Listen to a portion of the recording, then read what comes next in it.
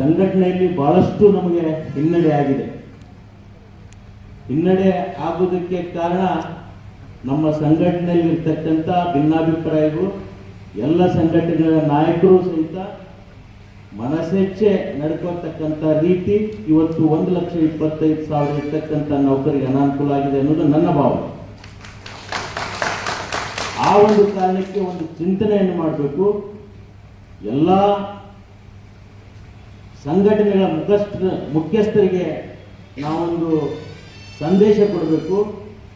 ಎಲ್ಲ ಒಕ್ಕೂಟ ಇರ್ಬೋದು ಅಥವಾ ಯಾವುದಾದ್ರು ಬೇರೆ ಬೇರೆ ಸುಮಾರು 15-16 ಸಂಘಟನೆಗಳು ಅವರೆಲ್ಲರನ್ನೂ ಒಂದೇ ವೇದಿಕೆ ಮೇಲೆ ತರಬೇಕು. ನಮಗೆ ನಮ್ಮ ಸಂಘಟನೆ, ನಮ್ಮ ಅಧ್ಯಕ್ಷತೆ, ನಮ್ಮ ಕಾರ್ಯದರ್ಶಿತನ ಇವು ಮುಖ್ಯ ಅಲ್ಲ. ಸಾರಿಗೆ ನೌಕರರ ಒಟ್ಟು ಬೇಡಿಕೆಗೆ ಸ್ಪಂದಿಸ್ತಕ್ಕಂಥ ಒಂದು ವ್ಯವಸ್ಥೆಯನ್ನು ರಾಜ್ಯದಲ್ಲಿ ತರಬೇಕು ಅನ್ನುವಂಥ ಒಂದು ಉದ್ದೇಶದಿಂದ ಇವತ್ತು ಪೂಜ್ಯರ ಸಮ್ಮುಖದಲ್ಲಿ ಈ ಒಂದು ಸಮಾರಂಭವನ್ನು ಉದ್ಘಾಟನೆ ಆಗ್ತಾ ಇದೆ. ಬಂಧುಗಳೇ, ಒಂದು ಕಡೆ ನಾವು ಸಂಘಟನೆಯಲ್ಲಿ ಹಿನ್ನಡೆ ಆಗಿದ್ರೆ, ಮತ್ತೊಂದು ಕಡೆ ಒಗ್ಗಟ್ಟಿನಲ್ಲಿ ಹಿನ್ನಡೆ ಆಗಿದೆ. ಬಹುಶಃ ಕಾಯ ವಾಚ ಮನಸ ಸ್ವಚ್ಛ ಮನಸ್ಸಿನಿಂದ ನಿಮ್ಮ ಬೇಡಿಕೆಗಳ ಈಡೇರಿಕೆಗೆ ನಿಮ್ಮ ನಾಯಕರುಗಳಿಗೆ ನೀವು ಸಪೋರ್ಟ್ ಮಾಡತಕ್ಕಂಥ ಕಾರ್ಮಿಕರು ಪ್ರತಿಯೊಬ್ಬರು ರಾಜ್ಯದಲ್ಲಿ ಮನಸ್ಸು ಮಾಡಿದರೆ ಈ ಸಮಸ್ಯೆ ನಮಗೆ ಬಗೆಹರಲಿಕ್ಕೆ ಬಹಳತ್ತಾಗಲ್ಲ. ಎಲ್ಲೋ ಒಂದು ಕಡೆ ನಾನು ಈಗ ಒಂದು ವಾರದಿಂದ ಏನು ನಮ್ಮ ಡಿ ಪ್ರಸಾದ್ ಅವರು ಮತ್ತು ಅವ್ರ ಜೊತೆಗಿರ್ತಕ್ಕಂಥ ಎಲ್ಲ ನಾಯಕರುಗಳು ಮನೆಗೆ ಬಂದು ಕೇಳ್ಕೊಂಡಾಗಿಲ್ಲ ಸರ್ ಏನಾದರೂ ಮಾಡಬೇಕು ಏನು ಅಂತ ಕೇಳಿದಾಗ, ನೀವು ಒಗ್ಗಟ್ಟಾದ್ರೆ ಮಾತ್ರ ನಿಮ್ಮ ಸಮಸ್ಯೆ ಬಗ್ಗೆ ಸರ್ಕಾರ ಎಷ್ಟೇ ಜಟಿಲಿರಲಿ, ಮುಖ್ಯಮಂತ್ರಿಗಳು ಎಷ್ಟೇ ಮನಸ್ಥಿತಿ ಕಠೋರವಿರಲಿ, ಅಥವಾ ನಿಮ್ಮ ಸಾರಿಗೆ ಇಲಾಖೆಯಲ್ಲಿ ಇರ್ತಕ್ಕಂಥ ನಮ್ಮ ಸಚಿವರು ಎಷ್ಟೇ ಕಠೋರ ಇರಲಿ, ನೀವು ಒಗ್ಗಟ್ಟಿನ ಸಂದೇಶ ಒಂದು ನಾವು ಒಗ್ಗಟ್ಟಾಗಿದ್ದೇವೆ, ನಮ್ಮ ಬೇಡಿಕೆ ಈ ರೀತಿ ಈಡೇರಬೇಕು ಅಂತ ನೀವು ಕಳಿಸಿದ್ರೆ ನಿಮ್ಮ ಮನೆ ಬಾಗಿಲಿಗೆ ನಿಮ್ಮ ಸಮಸ್ಯೆಗಳು ಪರಿಹಾರ ಬರ್ತವೆ ಅನ್ನುವಂಥ ನಂಬಿಕೆ ನಮಗಿದೆ. ಬಟ್ ನೀವು ಹಂಗೆ ಆಗ್ತಾ ಇಲ್ಲ, ಅದಕ್ಕೇನು ಮಾಡಬೇಕು ಅಂತ ನಾನು ಕೇಳಿದೆ. ನೀವೇನು ಹೇಳ್ತೀರಿ ಹಂಗೆ ಮಾಡ್ತೀವಿ, ಎಲ್ಲ ಸಂಘಟನೆಯವ್ರನ್ನೂ ನಾವು ಕರಿತೀವಿ. ಒಂದ್ಸಲ ನೀವು ಅವ್ರ ಜೊತೆಗೆ ಮಾತಾಡ್ರಿ, ನಂತರ ಬೆಳವಣಿಗೆ ಏನಾಗುತ್ತೆ ನೋಡಿಕೊಂಡು ಬೆಂಗಳೂರಲ್ಲಿ ಮತ್ತೊಂದು ಸಭೆ ಮಾಡೋಣ ಅನ್ನುವಂಥ ಪ್ರಸ್ತಾಪವನ್ನು ಅವ್ರು ಮಾಡಿದರು. ಬಹುಶಃ ಇವತ್ತು ನಾವು ಕೂಡಿರ್ತಕ್ಕಂಥ ಚರ್ಚೆ, ನಮ್ಮ ನಿರ್ಧಾರಗಳು ಸರ್ಕಾರಕ್ಕೆ ಏನು ಸಂದೇಶ ಕೊಡಬೇಕು, ಸನ್ಮಾನ್ಯ ಮುಖ್ಯಮಂತ್ರಿಗಳಿಗೆ ಏನು ಮನವಿ ಸಲ್ಲಿಸಬೇಕು, ಅಥವಾ ನಾವು ಕೂಡಿದಂಥ ಸಂದರ್ಭದಲ್ಲಿ ನಮ್ಮ ನಾಯಕರುಗಳು ಏನಿದ್ದಾರೆ, ನಿಮ್ಮ ವಿವಿಧ ಸಂಘಟನೆ ನಾಯಕರುಗಳು ಯಾವ ರೀತಿ ನಮ್ಮ ಜೊತೆಗೆ ಹೊಂದ್ಕೋಬೇಕು, ಹೊಂದ್ಕೊಳ್ಳದೆ ಇದ್ರೆ ನೀವೆಲ್ಲರೂ ಕೂಡ ಅವ್ರಿಗೆ ಏನು ಮಾಡಬೇಕು, ಇವುಗಳನ್ನೆಲ್ಲ ಇವತ್ತು ಚರ್ಚೆ ಮಾಡ್ತಕ್ಕಂಥ ವಿಷಯ ಇದೆ. ಅವರು ಸಹಿತ ಮನಸಾರೆ ಯಾವುದೇ ಸಭೆ ಸಮಾರಂಭ ನಿಸ್ವಾರ್ಥದಿಂದ ಕೂಡಿರ್ತಕ್ಕಂಥ ನಾಯಕರುಗಳು ನಿಶ್ಚಿತ ಉದ್ದೇಶ. ಇವತ್ತು ನೋಡಿ, ವ್ಯಕ್ತಿ ಮುಖ್ಯ ಅಲ್ಲ, ವ್ಯವಸ್ಥೆ ಮುಖ್ಯ. ಸಂಘಟನೆ ಒಬ್ಬ ಅಧ್ಯಕ್ಷ ಕಾರ್ಯದರ್ಶಿ ಮುಖ್ಯ ಅಲ್ಲ, ಆ ಸಂಘಟನೆಯಲ್ಲಿ ಇರ್ತಕ್ಕಂಥ ಉದ್ದೇಶ ಏನು, ಯಾವುದ್ರ ಸಲುವಾಗಿ ಆ ಸಂಘಟನೆ ಆಗಿದೆ, ಯಾರ ಸಲುವಾಗಿ ಆಗಿದೆ, ಏನು ಉದ್ದೇಶ ಇಟ್ಕೊಂಡು ಮಾಡ್ಕೊಂಡಿದೆ, ಅದನ್ನು ಚಿಂತನೆ ಮಾಡಿ ಆ ಒಂದು ಸಂಸ್ಥೆ ಜೊತೆಗೆ ಆ ನಾಯಕರುಗಳಿಗೆ ಸ್ಪಂದಿಸ್ತಕ್ಕಂಥ ಕೆಲಸ ಎಲ್ಲ ಸಮಸ್ತ ಸಾರಿಗೆ ಇಲಾಖೆ ನೌಕರರು ಮಾಡಬೇಕು.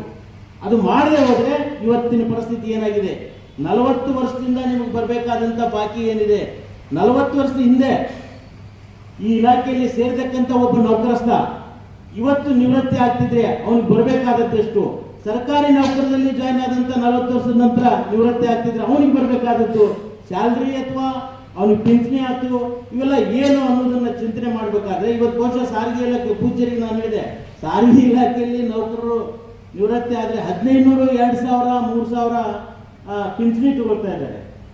ಒಂದು ಕುಟುಂಬ ನಡೀಲಿಕ್ಕೆ ಇವತ್ತು ಅತ್ಯಂತ ಕನಿಷ್ಠ 2 ಮಕ್ಕಳು, ಗಂಡ ಹೆಂಡತಿ ಎರಡೇ ಊಟ ಮಾಡಿ ಅವ್ರ ಮಕ್ಕಳನ್ನ ಸರ್ಕಾರಿ ಶಾಲೆಗೆ ಕಲಿಸಿ ಅವ್ರನ್ನ ಮದುವೆ ಮಾಡಿ ಹೊರಗೆ ಕಳಿಸ್ಬೇಕಂತಂದ್ರೆ ಬಹುಶಃ ಕನಿಷ್ಠ ಒಂದು ತಿಂಗಳಿಗೆ 10,000 ಬೇಕು. 10,000 ಕನಿಷ್ಠ. ನಾನು ಹೋದ್ಸಲ ಬೆಂಗಳೂರಲ್ಲಿ ನಾನು ಇದನ್ನ ಹೇಳಿದ್ದೆ, ಆದ್ರೆ ಇವತ್ತು ಸಿಗ್ತಕ್ಕಂಥದ್ದು ಬಹುಶಃ ಕೊಂಗಡ ರೇಟ್ ಸಿಗುತ್ತೆ ನಿಮಗೆ 2,000. ನಿವೃತ್ತಿಯಾಗಿ 4-5 ವರ್ಷ ಆಯ್ತು, 2,000 ಸಿಗುತ್ತೆ. 2,000 ಅವ್ರ ಕುಟುಂಬ ನಿಭಾಯಿಸಕ್ಕಾಗತ್ತಾ? ಪೊಲೀಸ್ ಇಲಾಖೆಯಲ್ಲಿ ಬೆದೆ ಅಥವಾ ಪೊಲೀಸ್ ಇದ್ದವರಿಗೆ 80,000 ಇದೆ, ಪೊಲೀಸ್ ಇಲಾಖೆಯಲ್ಲಿ ಪ್ಯೂನ್ ಇದ್ದವರಿಗೆ 60,000 ಇದೆ. ನಿಮ್ಮಲ್ಲಿ ಕಂಟ್ರೋಲರ್ ಇದ್ದಾನೋ DC ಇದ್ದಾನಂದ್ರೆ ಅವ್ರಿಗೆ ಎಷ್ಟಿದೆ ರೀ ಪಗಾರ? ಈ ವ್ಯತ್ಯಾಸ ಸಾಕಷ್ಟು ಇದ್ರೂ ಸಹಿತ ನಾವು ಕೇಳ್ತಾ ಇರೋದು ಸರ್ಕಾರಕ್ಕೆ, ಮಾನ್ಯ ಮುಖ್ಯಮಂತ್ರಿಗಳಿಗೆ, ಮಾನ್ಯ ಸಾರಿಗೆ ಸಚಿವರಿಗೆ ಕನಿಷ್ಠ ವೇತನ ಕೊಡಿ. ನೇರವಾಗಿ ನಾವು ಡಿಮಾಂಡ್ಗಳಿಗೆ ಬರುವಾದ್ರೆ 38 ತಿಂಗಳ ನಂತರ ಮತ್ತೀಗ 4 ತಿಂಗಳ ಆ್ಯಡ್ ಆತೀಗ. ಬಹುಶಃ 42-43 ತಿಂಗಳದ್ದು ಅರಿಯರ್ಸ್ ಕೊಡ್ಬೇಕಾಗುತ್ತೆ. ಪ್ರತಿ ವರ್ಷ ಪರಿಷ್ಕರಣೆ ಮಾಡ್ತಕ್ಕಂಥ ವ್ಯವಸ್ಥೆ ಬೇಡ ಅನ್ನೋರು ನಾವು. ಕೆಲವಷ್ಟು ಜನ ಬೇಕು ಅಂತಾರೆ, ಅದರಿಂದ ಅವ್ರಿಗೆ ಏನಿದೆ ಗೊತ್ತಿಲ್ಲ. ಒಂದು ಸರಿಸಮಾನ ವೇತನ ಕೊಟ್ಟರೆ ಎಲ್ಲರೂ ಸಮಸ್ಯೆನ ಬಗೆಹರುತ್ತೆ. ಆದರೆ ಈ 38 ತಿಂಗಳ ಬೇಡಿಕೆಯನ್ನೇ ಕೊಡಿ ಅಂತ ತಿಳ್ಕೊಂಡು ನಾವು ಈ ಕೂಟದ್ದು ಅಥವಾ ಎಲ್ಲ ಸಂಘಟನೆಗಳಿಗೂ ಸರ್ಕಾರಕ್ಕೆ ಮನವಿ ಮಾಡಿದಾಗ ಸ್ವತಃ ಸನ್ಮಾನ್ಯ ಸಿದ್ದರಾಮಯ್ಯನವರು 14 ತಿಂಗಳು ಮಾತ್ರ ನಮ್ಮ ಸರ್ಕಾರ ಬಂದಿದೆ, 14 ತಿಂಗಳು ಮಾತ್ರ ಕೊಡ್ತೇವೆ, 38 ತಿಂಗಳು ಅಂತಂದ್ರೆ ಅದು ಹಿಂದಿನ ಸರ್ಕಾರದ್ದು, ಅದು ನಮ್ಗೆ ಕೊಡಕ್ಕಾಗಲ್ಲ ಅಂತೇಳಿ. ಹಿಂದಿನ ಸರ್ಕಾರ ಯಾರಪ್ಪ? ಜನರಲ್ಲ, ಕರ್ನಾಟಕ ಸರ್ಕಾರ ಅಲ್ಲ. ನಾನು ವೈಯಕ್ತಿಕವಾಗಿ ನಿಮ್ಗೆ ಹೇಳ್ಬೇಕಂದ್ರೆ ನಮಗೆ ನಾಯಕತ್ವ ಮುಖ್ಯ ಇಲ್ಲ, ಉದ್ದೇಶ ಮುಖ್ಯ. ಆ ಉದ್ದೇಶಕ್ಕೆ ಎಲ್ಲರೂ ಪರಿಶ್ರಮ ಪಟ್ಟಾಗ ಮಾತ್ರ ಅದು ಈಡೇರ್ತದೆ. ಅದಕ್ಕೆ ನೀವೆಲ್ಲರೂ ಒಗ್ಗಟ್ಟಾಗ್ರಿ, ಒಬ್ಬರನ್ನೊಬ್ಬರು ಕಾಲು ಬಿಡ್ರಿ. ನಿಮ್ಮ ವಾಟ್ಸಪ್ ಗ್ರೂಪ್ಗಳು ನೋಡ್ತಾ ಇದ್ರೆ ನಾಚಿ ಬರ್ತದೆ ನನಗೆ. ಆ ರೀತಿ ಯಾರು ಒಬ್ಬರೊಬ್ಬರು ವಿಶೇಷವಾಗಿ ಕಾಲಿಡಿ ಕೆಲಸ ಮಾಡಬೇಡ್ರಿ. ಒಗ್ಗಟ್ಟಾಗಿ ಕೆಲಸ, ಒಂದೇ ಧ್ವನಿ. ನೀರಿಲ್ಕೇರಿ ವಕೀಲರು ಇವತ್ತು ಇದನ್ನು ಪ್ರತಿಪಾದನೆ ಮಾಡ್ತಾರಂದ್ರೆ ಅದನ್ನ ನಮ್ಮೆಲ್ಲರ ಸಮ್ಮತಿ ಐತಿ, ಅಥವಾ ಮತ್ತೊಬ್ಬ ನಾಯಕರು ಇದನ್ನು ಮಾಡ್ತಾರೆ ನಮ್ಮೆಲ್ಲರ ಸಮ್ಮತಿ ಐತಿ ಅನ್ನುವಂಥ ಸಂದೇಶ ನೀವು ಇಲ್ಲಷ್ಟೇ ಅಲ್ಲ, ನಿಮ್ಮ ಬಸ್ನ್ಯಾಗ ಮಾತಾಡಿದ್ರೆ ಸಹಿತ ಸರ್ಕಾರಕ್ಕೆ ಮುಟ್ಟುತ್ತೆ, ಬಸ್ ಸ್ಟ್ಯಾಂಡ್ನಲ್ಲಿ ಮಾತಾಡಿದ್ರೆ ಸರ್ಕಾರಕ್ಕೆ ಮುಟ್ಟುತ್ತೆ. ಆ ರೀತಿಯಾಗಿ ನೀವು ನಡ್ಕೊಂಡಾಗ ಮಾತ್ರ ನಿಮ್ಮ ಉದ್ದೇಶ ಈಡೇರಲಿಕ್ಕೆ ಸಾಧ್ಯ ಇದೆ. ದಯವಿಟ್ಟು ನಿಮ್ಮಲ್ಲಿ ಕಳಕಳಿಯಿಂದ ಬೇಡ್ಕೊಳ್ತಾ ಇದ್ದೀನಿ. ಯಾವ ಸಂಘ ಈ ಸಂಘ ನನಗೆ ಮಾತುದ್ದಲ್ಲ.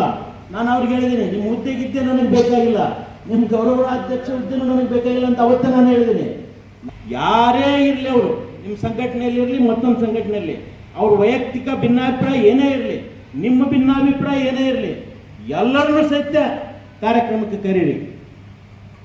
ಒಂದು ವೇದಿಕೆಯಲ್ಲಿ ಕೂಡೋಣ, ಕುಂತು ಪರಾಮರ್ಶೆ ಮಾಡೋಣ. ಯಾವುದು ತಪ್ಪು ಸರಿ, ಸರ್ಕಾರಕ್ಕೆ ಏನು ಮಾಡಬೇಕು ಅನ್ನೋದನ್ನ ನಾವು ಚಿಂತನೆ ಮಾಡೋಣ. ಒಂದು ನಿರ್ಧಾರಕ್ಕೆ ಬರೋಣ. 1 ಲೈನ್ ರೆಸಲ್ಯೂಷನ್. ನಾವೆಲ್ಲರೂ ಒಂದಾಗಿದ್ದೇವೆ, ನಮ್ಮ ಸಮಸ್ಯೆ ಇದೇ ಇದೆ, ಈ ಸಮಸ್ಯೆ ಈಡೇರಿಸಬೇಕು, ಈಡೇರಿಸುವವರೆಗೂ ಸಹಿತ ನಾವು ನಿಮ್ಮನ್ನ ಬಿಡಲ್ಲ.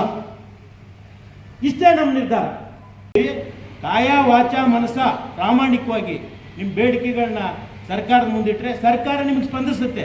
ಬಹುಶಃ ಹಿಂದಿನ ಸರ್ಕಾರ, ಈ ಸರ್ಕಾರ ಬರೋಕ್ಕಿಂತ ಮೊದಲು ಹಿಂದೆ, ಇವತ್ತು ನಾನು ಬಿಜೆಪಿಯಲ್ಲಿ ಇರ್ಬೋದು, ಅವಾಗ ನಾನು ಕಾಂಗ್ರೆಸ್ನಲ್ಲಿದ್ದೆ.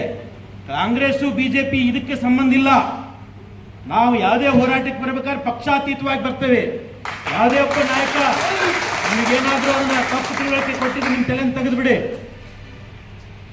ಪಕ್ಷ ಬೇರೆ, ಸಂಘಟನೆ ಬೇರೆ, ಸಾರಿಗೆ ಇಲಾಖೆ ನೌಕರರು ಇರ್ತಕ್ಕಂಥ ಸಮಸ್ಯೆಗಳು ಬೇರೆ. ಅವುಗಳನ್ನ ಎದುರಿಸಲಾಗಿ ಬರ್ತೇವೆ. ನನಗೆ ಯಾವ ನಾಯಕನ ಮುಲಾಜು ನಮಗಿಲ್ಲ. ಈ ಕಾರ್ಯಕ್ರಮದ ಪ್ರಾಸ್ತಾವಿಕ ನುಡಿಗಳನ್ನ ನುಡಿತಾ ನೇರವಾಗಿ 2 ಲೈನ್ನಲ್ಲಿ ನಿಮ್ಮ ಸಮಸ್ಯೆಗಳು ಮತ್ತೆ ಅದಕ್ಕಿರ್ತಕ್ಕಂಥ ಪರಿಹಾರಗಳನ್ನ ತುಂಬಾ ಸೂಕ್ಷ್ಮವಾಗಿ ನಿಮ್ಮೆಲ್ಲರಿಗೂ ಕೂಡ ಹೇಳಿದೆ. 1,30,30,000 ಜನ ಸಾರಿಗೆ ನೌಕರರು ಇದ್ರು ಅನ್ನೋದು ಮುಖ್ಯ ಅಲ್ಲ, ಅವರೆಲ್ಲರೂ ಒಗ್ಗಟ್ಟಾಗಿದ್ದಾರೆ ಅನ್ನೋದು ಮಾತ್ರ ಮುಖ್ಯ ಆಗುತ್ತೆ ಅಂತಕ್ಕಂಥ ವಿಚಾರವನ್ನ ಹೇಳಿ. ಮತ್ತೆ ಇನ್ನೊಂದು, ಸಂಘಗಳು 16 ಇರ್ಬೋದು, ಆದ್ರೆ ನಮ್ಮ ನಡುವೆ ಇರ್ತಕ್ಕಂಥ ಒಗ್ಗಟ್ಟನ್ನ, ಒಬ್ಬ ನೌಕರ ಮತ್ತೊಬ್ಬ ನೌಕರನ ದ್ವೇಷಿಸ್ತಕ್ಕಂಥ ಮನಸ್ಥಿತಿಯನ್ನ ನಾವು ಬಿಡ್ಲಿಲ್ಲ ಅಂದ್ರೆ ಯಾವುದೇ ಕಾರಣಕ್ಕೂ ಈ ಸಮಸ್ಯೆಗೆ ಪರಿಹಾರ ಸಿಗಲ್ಲ.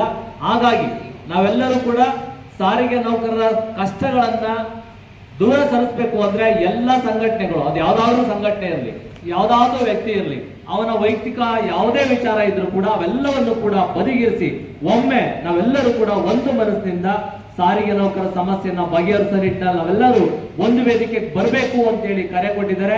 ಈ ಕರೆ ನಾವೇನಾದ್ರೂ ಎಲ್ಲರೂ ಒಗ್ಗಟ್ಟಿನಿಂದ ಕೊಟ್ರೆ ರಾಜ್ಯ ಸರ್ಕಾರ ನಮ್ಮ ಪರವಾಗಿ ನಿಲ್ಲುತ್ತೆ. ರಾಜ್ಯ ಸರ್ಕಾರ ಯಾವುದೇ ಇರಲಿ, ಕಾಂಗ್ರೆಸ್ ಬಿಜೆಪಿ ಜೆಡಿಎಸ್ ಯಾವುದೇ ಇರಲಿ, ಯಾವುದೇ ರಾಜಕಾರಣಿಗಳಿಗೆ ಮುಲಾಜಿಗೆ ನಾನು ಬಗ್ಗಲ್ಲ. ನನ್ನ ಹೋರಾಟ ಏನಿದ್ರು ಸಾರಿಗೆ ನೌಕರ ಪರವಾಗಿರುತ್ತೆ, ನಾನು ಬೆಂಡ್ ಆಗಲ್ಲ ಅಂತಕ್ಕಂಥ ಸಂದೇಶವನ್ನ ಕೊಟ್ಟಂತ ನೀಲಕೆರೆ ಸರ್ ಅವರಿಗೆ ಜೋರಾದ ಚಪ್ಪಾಳೆಯೊಂದಿಗೆ ಧನ್ಯವಾದಗಳನ್ನ ಅರ್ಪಿಸ್ತಾ ಇದ್ದೇನೆ. ಹಾಗೆಯೇ